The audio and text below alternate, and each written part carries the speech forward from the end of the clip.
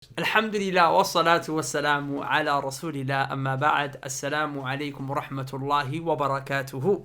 Assalamu alaikum wa rahmatullahi wa barakatuhu. Brothers and sisters, welcome to another episode of Get to Know. I'm your brother Sa'ad. If you didn't know, then you don't have to get to know. It's okay.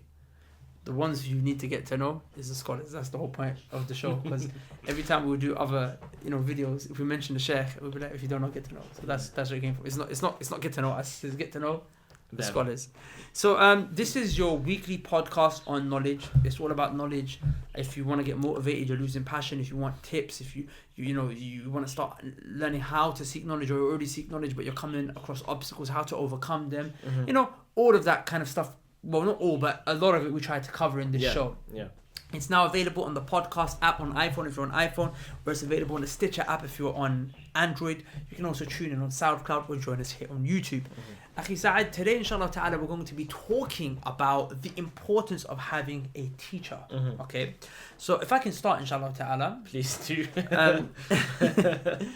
Imam Shafi'i rahimahullah, he mentioned a poetry, and I always kind of knew the importance of having a teacher that's going to cultivate you, that's going to guide you, that's going to develop you, that's going to, I always understood the importance of that. When I came across this poetry, it really cemented it in my mind, because Imam Shafi'i rahimahullah was an alim haqqan. He was a true scholar. He was a man who didn't live for very long. He died in his 50s, 55, right? 54, 55. And the Sheikh passed away. Yet in that short amount of time, he became so strong that he had a whole madhab, a whole school of thought that he left behind him. So Imam Shafi'i rahimahullah was definitely someone that when he was going to give advice on how to become a scholar, on how to seek knowledge, I'm definitely going to take that, because 100%. He achieved it. When he said, Ya akhi, لن تنال العلم إلا بستة سأنبيك عن تفصيلها ببياني ذكاء وحرص واجتهاد وبلغة وصحبة أستاذي وطول زماني. The Sheikh said, my brother, you will not seek knowledge unless you have 6 things. سأنبيك تفصيلها ببياني. He said, I will explain them to you. I will inform to you with detail. I'll clarify what are these 6 things. He mentions them, and then the 5th one he says, صحبة أستاذي. He says to become a companion, to become a friend, to befriend an ustad, to befriend a teacher. وطول زمان. And to seek knowledge for a very long time. Now, of course, that's a different topic, and each one of these 6 things that he mentions, you can spend a long time on it. We want to focus just on this one, the issue of صحبة أستاذي. To really befriend and really accompany and really, kind of be in the companionship of a teacher. Now, before I kind of bring it to you and to get your insight on this, I just want to mention something to our brothers and sisters, and you can take off from here, inshallah. A lot of people don't like to actually make the effort to go and sit at the in the circles of the sheikh or the circles of the teacher. They say, I'll read the books. They'll say, I'll watch the videos online. I mean, the reading of the books is difficult, because even though the knowledge was placed in the books by the scholars, you still don't understand those books, because the key to those books are the scholars. So the scholar will sit there and he'll explain the book to you. So it doesn't work like that. But even then, let's just say that you could, and let's just say that you're not going to read the books, but you're going to watch the book being explained online. So I don't see him. I just want to say to you guys very crystal clearly right here, right now. I'll give the example of our teacher, Ustadh Abdurrahman. We have sat in pretty much every single one of those recordings that is online. Except for a few, that we haven't been present for. Apart from that, every single one, we have been present. We're there. Camera is, recorded and paused, and we're present when it's happening. And I can say to you, Wallahi, wa billahi wa tallahi, I swear by the Lord of the Kaaba, what we benefit in terms of, what we benefit after when the recording is stopped is far greater than what we benefit during the recording. Would you agree? Well, that's true. Like, we do the lesson, then it's like, okay, turn the camera off, Q&A. That's when I'm like, okay, so all of this I had from previous things I had, previous books I read, researches that I read, the topic itself, we discuss it. And he'll explain things, and then someone else will ask a question, and you'll look at it from a different angle, and that's when it goes in. I remember when the classes used to happen at our house, Allah musta'an, I remember, just when when the class ends, okay, you're with the sheikh, you're with the teacher. Okay, let's go eat. So you're learning from him over food. When you're in the car with him, you're just picking up sunnahs of when you travel. You're picking up sunnahs of when you eat. The discussions that you're having, and when this teacher starts to see that extra passion from you, who give you extra time. I remember that day. When we started. When Ustadh saw that we were taking knowledge a little bit more seriously and we were looking into the issue of the Khawarij and Iman and Takfir. I remember he came one day after he taught us Kitab Bab al-Iman in Sharh Sunnah by Imam al-Humaydi rahimahullah, and we did that Surah Sunnah, sorry, by Imam al-Humaydi rahimahullah, and then we had the refutation of the ISIS. After, I remember Ustadh came and he said, well, let me show you guys something. He goes, you guys think you know Iman? Let me show you Iman. I remember the whiteboard, and then he said, look, Iman divides into this thing, Aslul Iman, Kamal al-Wajib, Kamal al-Mustahab. And then he went in and explained what they were, and he said, so you guys thought you know Iman? He said, well, like, was deep. And he was just going in. I remember that day. And there was no recording of that. There was nothing. That was just like a private little benefit. Do you understand? So that what you get from being with the teacher, like, is far greater than what you'll get from just watching a recording online. Yeah, well, so yeah, I went in like. No, it's okay. I even thought to record it. No, it's fine. Just. But yeah, well, like, it's true, and like I always mention, right, the following hadith of the Prophet sallallahu alaihi wasallam, where he said, "Ar-rajulu ala dini khalilihi falyanzuru ahadukum man yukhalil." And the Prophet sallallahu alaihi wasallam said that a person is upon the religion of his companions, so let him look and observe as to who he takes as a companion. Who does he make? Who is it that he's going to spend most of his time with? And well, that is powerful, because when you want to start seeking knowledge, there's two things. There's one that you want to acquire the knowledge which the teacher has, right? And you also want to acquire the implementation of that knowledge as well. And there's no better way for you to do that than for you to personally be around your teacher. For you to, number one, have a teacher. Have a teacher that you can go back to, that you can conversate with, that you can ask questions, that you can get clarification. Wallahi, like you mentioned, those little moments right after when the class finishes and then we start having discussions and we start asking questions, they are powerful moments. Wallahi, gems. Well, like, sometimes I because I record majority of the videos, sometimes I'm sitting there, I'm like, let me just turn the camera on, because this is powerful things that are happening, powerful things are being spoken about, a hadith are being mentioned that we've never heard before, but it wasn't because this is a completely different topic. So you being around a teacher, just having a teacher there, it has an effect on your iman.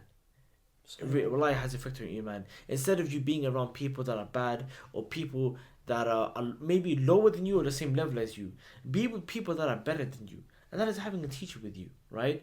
You're being around them, you're going to see them implement the knowledge that they have. Well, I've seen that a lot.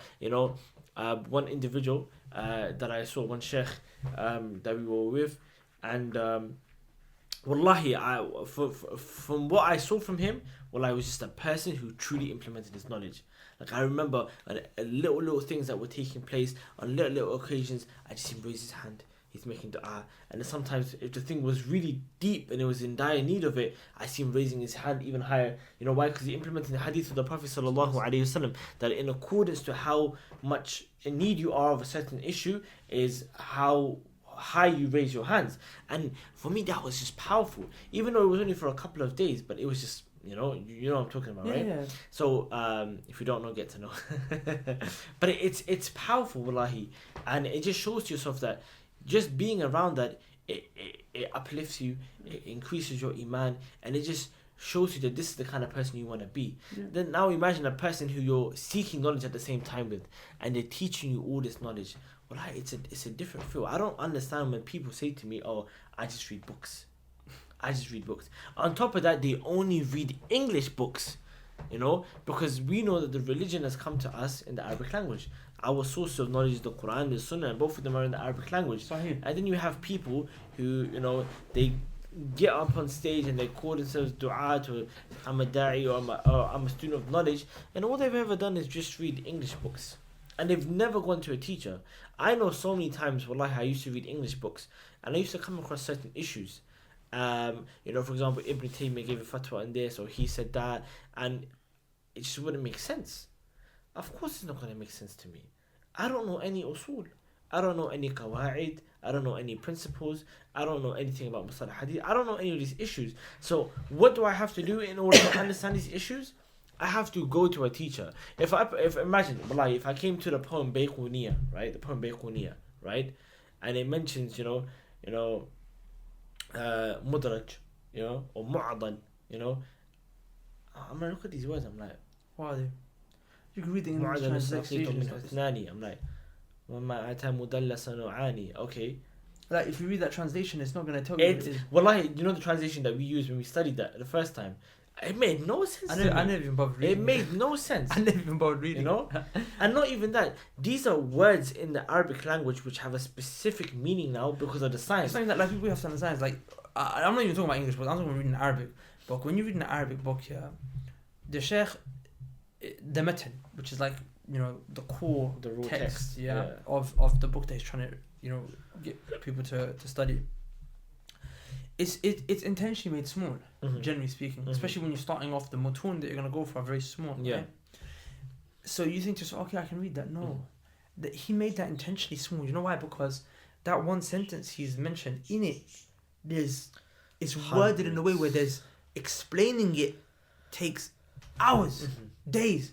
He's packed and summarized and just presented so much in just one sentence for you. So that's not for you. You don't have the ability to extract all that out of a statement. The Sheikh does. It's like so the Sheikh will unpack it for you. He'll say, okay, this is the first layer in this, second layer, third layer. Sometimes, wallahi man, how many times have we read through books like Al-Jumiyah, ثلاثة أصول, ناخذ السام, قواعد الأربعة. Every time we go into it, he goes deeper. Ustadh goes deeper. نخبة الفكرة, wallahi, this time, wallahi, نخبة الفكرة blew my mind. I'm not gonna lie. This time, like it's deep now. No, it's and this is a basic book, but I'm like, wow, Ibn Hajar packed so much in there. Just that one little, just one word, but like one word is like, okay. It's like what, and that's how that deep you're like, going. okay, that's what he means, and then Ustadh will just be unpacking it. I remember you used to say, you said, do you guys think you know the method? Do you think you know the book? We're like, yeah. Wallahi, you don't know it. There are certain questions. I'm like, yeah. For example, say Sheikh Muhammad ibn Abdul Wahhab made a statement. Is that okay? Why did he say that? I'm like, well, I don't know. You have to. Like, I don't understand. Like, you're right. Why did he say that? But that's what I teach to unpack that for you. And then he will explain that. Why? How does he explain it? By going to the fatwa of the Sheikh from the Kitab Ad-Durus Sunniyah. For example, the Sheikh mentioned. Wow. I'll give you an example. We know that Tawheed is two types. Uluhiyya, Rububiyyah, and Asma' wa Sifat. Okay? So, Rabb, Ilah, and the other names of Allah subhanahu wa ta'ala, his names and attributes. So, the Shaykh said, one of the principles, one of the three questions in your grave that you're going to be asked, one of the principles is what is to know your Lord. So, he said, he used Allah's name, Rabb. Now, Rabb means Rububiyyah, right? But we know that what he's trying to get across is the issue of uluhiyya, that you only worship Allah alone. Rububiyyah means that you know Allah exists and He's the only creator, provider, sustainer, controller of affairs, and bringer of good and preventer of harm or whatever. That's Rabb. Even the Christian believes in Allah being Rabb. But Ilah is the one who's worshipped alone. Is the one who's worshipped. And Allah is the only one worshipped alone. So the Christians don't have that because they worship Jesus, whatever have you. So that's the point. He in the book is not trying to get across to you and I that what we worship, that we know Allah exists, because everyone already know Allah exists. So or that Allah is a controller, creator, provider, because that's Rabb. What he's trying to get across is that Allah is the only one to be worshipped. Tawheed al-uluhiyya, right? So then why did he say get to know your Rabb? Because that name is in line with the Tawheed al-Rububiyyah, right? And then we're like, wow. And then he broke it down for us. He said, Allah Azza wa Jalla in the Quran, He says, اتخذوا أحبارهم وَرُهْبَانَهُمْ أَرْبَابًا مِّن دُونِ اللَّهِ. The people of the book, they took their rabbis and their monks as Rabbs. And then the Prophet said in the Hadith that they were actually worshipping their rabbis and their monks. تِلْكَ عِبَادَتُهُمْ. So they actually messed up uluhiyya. They took their rabbis and their monks as Ilah. But here Allah refers to that as Rabb. And then he mentioned that so the Quran shows that the word Rabb can also mean Ilah. Rabb doesn't always just mean the one who is the creator, provider, sustainer. It can also be the one that is worshipped. So that's why the Shaykh is trying to teach you in that one he's indirectly, implicitly just trying to teach you that Rabb can also mean ilah. Yeah, So just bring it, and you will never pick that out. Yeah, you just come across Rabb and you think, oh, it means Rabb. You wouldn't understand that. That's the importance of having a teacher, someone that's overlooking, someone that's opening, all these gems for you. Just giving all these benefits to you. As a student, you can't do that. Let me ask you a question. What's one of the most beneficial things that you benefit from your teacher? Times. Should I mention mine first? Yeah, you go first. Oh, there's not a specific time because there's too many examples for me to use to be able to be like one was better or greater than the other. But there's one thing, generally speaking, that I benefit so much from Ustadh Rahman and having companionship of his. Mm-hmm. And that is just seeing him. Mm-hmm. Just seeing him and how he is with knowledge. Mm-hmm. Always reminds me of the way we should be. So, seeing him makes me value knowledge. Mm-hmm. Seeing him and how he studies and how he gives ahmiyah to it, there's nothing that has more of a greater effect. Like how Ustadh Abdurrahman himself said when he read the book Fiqh al-Du'a wal-Adhkar by Sheikh Abdul Razak, right? Al-Badr. The book about dua and adhkar, and he was like, reading that book was amazing, and he said that's one of the best books written on the topic. But he was like, when I actually saw the Sheikh in the masjid himself actually doing the dhikr and then making dua, he's like seeing him actually implement that which he was talking about, because that was an iman booster. So again, Ustadh Abdurrahman being our teacher, it's always saying about the importance of knowledge. Seeing him, how he is time, gotta go study, work, revise, the standards he holds for himself, that's always a reminder. And not just seeing him, but it's what he says to us. This is what you never get on camera. Sometimes before the camera starts, we'll just go in for half an hour, 45 minutes, motivating us to seek knowledge. So of course your motivation goes up and down. I mean, we go through ruts, we go through problems, right? And you're like, okay, and then he's there just to pick us back up. And every time it's something new, it's a different angle. Like, come on. We'll put it on the screen, inshallah ta'ala, yeah? Remember to put it on the screen. I remember, because we used to have a little WhatsApp group. And I remember he texts at 4 a.m. in the morning or something like that, really early in the morning. Yeah. He's like, are you asleep right now? If you're asleep right now, you're not serious about knowledge. And I was asleep, and when I woke up, I was like, "Right, that's mad." I was awake, but I wasn't reading. I was just awake. Sometimes you're on YouTube and you just get carried away with videos because the suggestions, and it came up with my WhatsApp notification. And imagine when you wake up in the morning, when you see it, the first thing you're gonna do is you're gonna be like, "Right, I'm slacking." You're gonna start studying, and you don't get that. If you don't have a teacher. Apart from the fact that like a teacher he's studied all of these masail, which he has already been through that stage of being confused and understood it. So when he presents it to you, he's gonna save you time. Yeah, 100%. So what's the time where you really benefited? A time that really benefited. Just put me on the spot like that, but there's many. It's years of experience now, innit? And things that I've seen and dealt with Ustadh. But I think one of the most delightful and empowering things that I've seen is his dealings with us, and I think that's very powerful in it, because,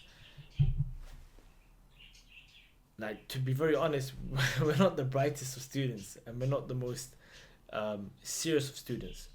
But wallahi, Ustadh's given his time to us. And wallahi, it really shows me the importance of, being a person that really just wants to teach and give people good. And a lot of times when people, they take this path of seeking knowledge, they forget the maqsad, the real intent behind it. It's to uplift ignorance from yourself and the people. And wallahi, Ustadh's really tried to do that with us and the people as well. As practically given his whole life to us so far. Like every moment, every day that went by, it was always with us, around us, helping us, teaching us, conversing with us, giving all the time that he had just to benefit us, so we can uplift ignorance from ourselves, and so he can also benefit those around us as well at the same time. And that's the kind of teacher a person should look for. Someone that's ready to go in. Sometimes you might find somebody that's not fully there. And to be honest, you find a lot of mashayikh, not that it's a bad thing, but a lot of them, they just do the dars and they walk away, that's it. They don't give time. They don't give extra time to the students. They don't do that. But we got that. And we got that for years. And we got hours upon days upon weeks of extra time, to the point even traveling as well together, where we get that private time, you know, of just helping us on every little issue. Like going to the bookstore with a teacher. Oof. Don't take that for granted. Like, yeah. Do you the know? benefits, wallahi. Like now I remember just going to books. I'm like, I need to get this book. So I was like, get this book. 2-3 years ago, I was getting books, and now I'm like, wow, I know why I need this book. Now it all comes together. Like going to the book fair in Sharjah or Egypt, and you're like, okay, let me teach you about the different publications. The manuscripts in this book are messed up. Imagine I took a book where I was trying to memorize it, and the manuscript was messed up. I'd be memorizing wrong hadith, incorrect manuscript. And how many people have done that? Wallahi, too many.